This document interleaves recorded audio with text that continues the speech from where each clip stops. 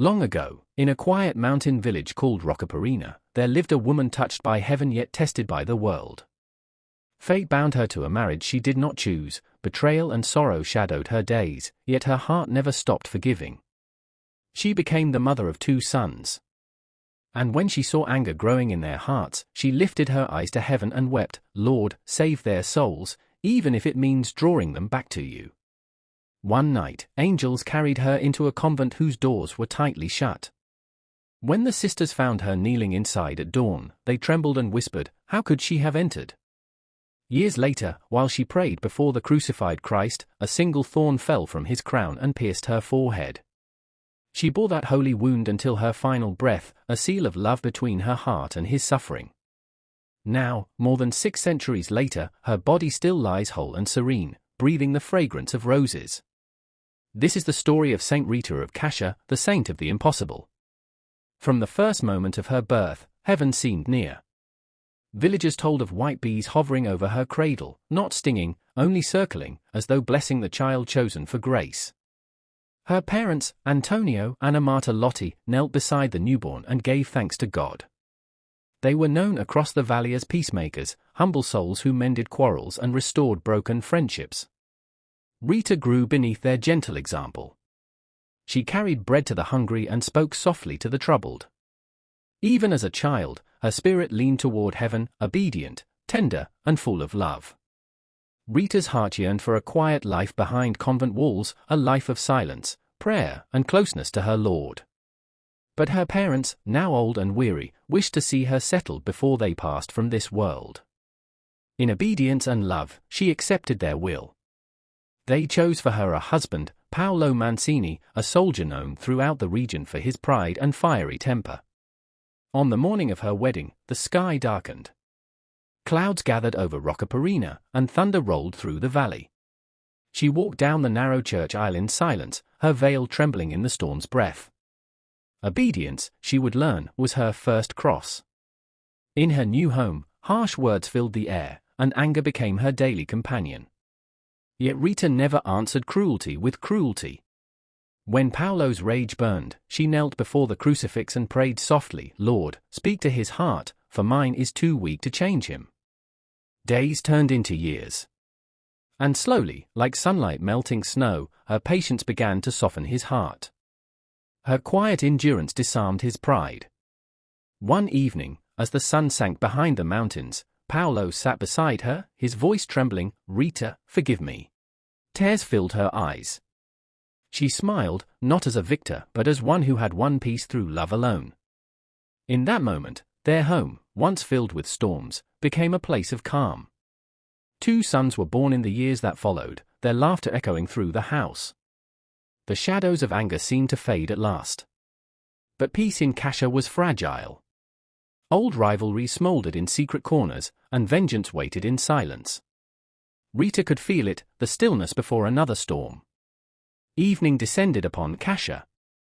The narrow streets lay still under the fading light, until a cry pierced the silence, sharp, desperate, filled with rage. Inside her home, Rita felt a sudden chill run through her soul. Moments later, there came a frantic knock at the door. She rushed outside, the rosary slipping from her hands. There, on the cold stones, lay her husband Paolo, bleeding, broken, his eyes searching for hers one final time. Rita fell to her knees and lifted the crucifix to his trembling lips. No bitterness rose within her, only sorrow and mercy. "Lord," she whispered through tears, "forgive them, they know not what they do." A few days later, Paolo was laid to rest. At the grave stood their 2 sons, silent, their young hearts burning with vengeance. They swore to avenge their father's death, no matter the cost. But Rita knew too well the poison that revenge could bring. So she turned to heaven once more, praying a mother's most painful prayer, "My God, take them to yourself rather than let sin take them from you." Not long after, both boys fell gravely ill. Day and night, Rita kept watch at their bedside, praying, comforting, weeping softly in the candlelight. Before they died, her sons forgave their father's murderers, their voices faint but filled with peace. Rita wept, not in anger but in acceptance. God had answered her prayer, not as a mother would wish, but as a saint would surrender.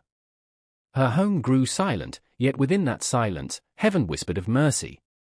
Each night, she lit a candle before the crucifix and prayed, for those who took their lives, Lord, have mercy. The flame flickered gently upon her face, serene, radiant, at peace. In a world ruled by vengeance, she chose forgiveness. Her wounds did not harden her heart, they purified it. Through suffering, she became the mirror of divine compassion, a reflection of Christ's mercy upon the earth. After losing her husband and sons, Rita gave what remained of her heart entirely to God. The world had stripped her of everything she loved, yet heaven still whispered her name. Seeking peace, she journeyed to the convent of St. Mary Magdalene in Cascia, a place of prayer, silence, and surrender. But when she knocked upon the gate, it did not open. The sisters remembered her story, the wife of a man tied to feuds, the mother of sons from a family marked by blood. They feared that vengeance and sorrow would follow her into their holy walls. 3 times she came, and 3 times the door remained closed. Still, Rita did not lose faith. Each night, she knelt outside those heavy gates beneath the starlit sky, whispering through tears, Lord, if it is your will, open what no hand can open. Heaven heard. One night, her small room filled with radiant light. Before her appeared 3 glorious saints, St. John the Baptist, St. Augustine, and St. Nicholas of Tolentino. They spoke her name with tenderness, took her by the hands, and lifted her beyond the convent walls. At dawn, the sisters gathered in the chapel for prayer. There, kneeling quietly before the altar, was Rita, her eyes filled with tears of awe. The doors had never been opened. No one could explain how she had entered.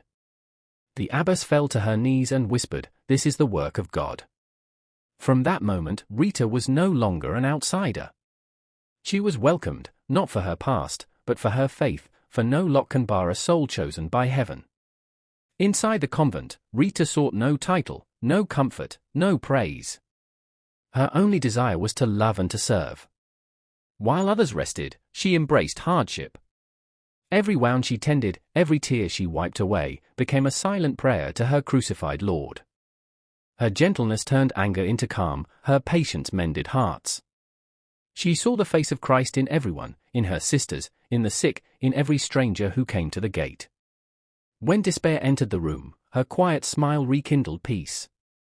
Before dawn each day, she prayed her rosary as the morning light touched the stone walls. She offered her hunger as penance, her silence as worship, her kindness as love. Heaven saw these hidden offerings and blessed her hands with grace. The sick found healing. The sorrowful found courage. Even the convent garden bloomed in winter, a whisper from heaven that holiness had taken root there. Rita had entered the convent seeking solitude, but her faith became a light for others, a fragrance of Christ that filled every corner of Cascia. Then came the holiest mystery of her life. One quiet night, as Rita prayed before the crucifix, her heart overflowed with longing. She whispered, "My Jesus, let me share in your pain, that I may share in your love." In that moment, a single thorn loosened from Christ's crown and struck her forehead. A drop of blood ran down her face, but her eyes remained peaceful, fixed upon her Lord. The wound never healed. It became her invisible cross, a mark of love that burned yet blessed her every hour. Though the pain was deep, her soul shone with serenity. Each heartbeat was a prayer. Each breath, an offering. The sisters who tended her were in awe. For though the wound appeared severe, the air around her cell was filled with the fragrance of roses. It was not the scent of decay, but the perfume of heaven, sweet, pure, unending. People began to come from far and near, peasants, nobles, priests, all drawn by a peace they could not name. Many knelt outside her cell, weeping softly, not knowing why. Yet in her presence, their burdens lifted, and their hearts were stilled. When asked how she could bear such pain, Rita would smile gently and say, "He wore the crown of thorns for me, shall I not wear one for him?" For 15 long years, she carried that sacred wound, never once asking to be healed. The sisters often found her lost in prayer, her gaze lifted upward, her face aglow with divine peace. It seemed as though her spirit already dwelt halfway in heaven. Through that thorn, Rita taught the world that love does not flee from suffering, it transforms it. In her silence, her patience, her surrender, she became a bridge between earth and eternity, a living witness to the mercy of Christ, whose wounds are love itself. When the hour of her death drew near, a deep stillness settled over Cascia. Church bells tolled softly through the valley, their echoes carrying the sorrow and sanctity of her passing.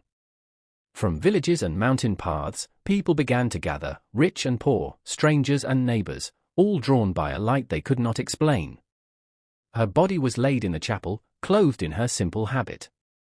The wound on her forehead no longer bled, yet it glowed faintly, a quiet ember of divine fire. Around her, the air was filled with the fragrance of roses. It was as if heaven itself exhaled its peace upon her. Days turned to weeks, and still her body showed no sign of decay.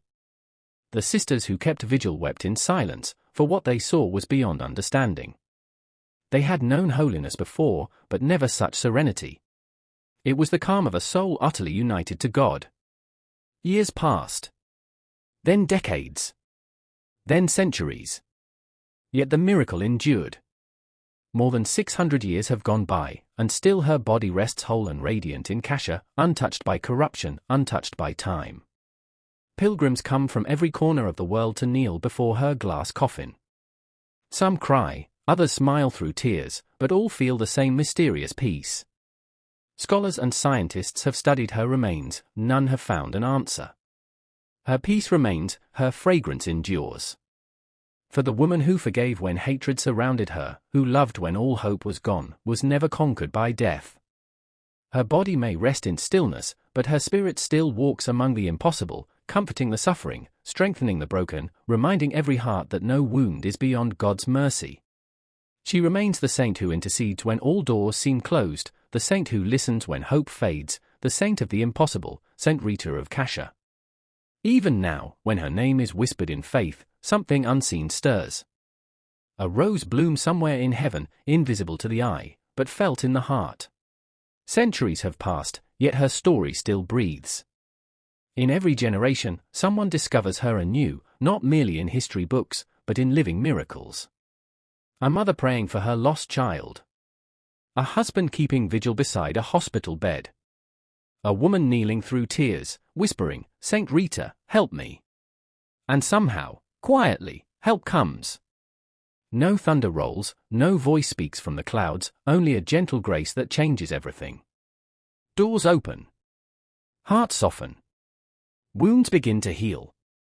Even today, the people of Cascia say the air around her shrine feels different, as though the very walls remember her prayers. Candles flicker, roses bloom through every season, and pilgrims still feel her presence walking softly among them. Many arrive burdened beyond words. Some come in silence, afraid even to hope. But when they gaze upon her peaceful face, something within them changes. A calm descends upon the soul, and despair gives way to trust. No one leaves untouched. Some call it faith. Others call it mystery. But deep within, they all recognize the same truth: it is love. For Rita's miracles were never about power, they were about mercy, a quiet, steadfast mercy that finds you in your sorrow and lifts you gently back into the arms of God. Perhaps that is why her body remains incorrupt, because it still carries a message the world is not yet finished hearing. A message that whispers through the centuries: nothing is lost. Nothing is impossible for God. So when hope fades, when prayer feels empty, remember the woman who knelt before the locked doors and would not turn away, the mother, the widow, the nun who never gave up. Saint Rita of Cascia, the saint who turned pain into beauty, suffering into prayer, and impossibility into miracle. Pray for us. Amen. Subscribe to discover more miraculous stories of the saints and the wonders of the Catholic faith.